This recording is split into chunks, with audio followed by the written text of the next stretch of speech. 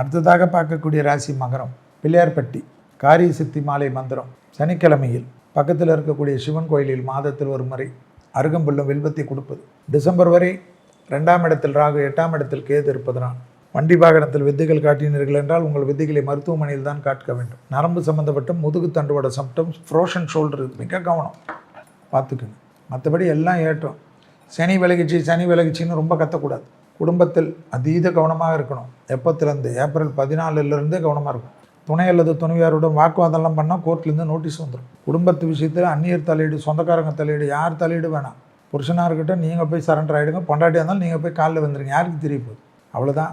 பிள்ளைங்க கிட்ட கூட சொல்லக்கூடாது, உங்கள் அம்மா இப்படி, உங்கள் அப்பா இப்படி. பெருசாகிடும். எப்படா நீங்கள் ஏதாவது சொல்வீங்கன்னு பார்த்துட்டு இருப்பாங்க சொந்தக்காரங்க, ஃப்ரெண்ட்ஸ் எல்லாம். நிறைய பேர் சொல்லுவாங்க, அப்படி குரு 7ல் வரார், வாழ்க்கையை மாற்றி கொடுப்பார். எல்லாம் இல்லை, எல்லாம் மாற்றி கொடுப்பார். குடும்பத்தில் 3 குரங்கு பொம்மை மாதிரி இருந்துன்னு வெள்ளை பெட்ஷீட் அப்படியே சுற்றிக்கின்னு கும்பிட்டுக்கணும். என் புருஷன் நான் திட்டக்கூடாதா? என் பொண்டாட்டி நான் திட்டக்கூடாதா? என் அம்மா நான் திட்டக்கூடாதா? இதெல்லாம் நான் ஒத்துக்க மாட்டேன். திட்டினா தப்பு தான்.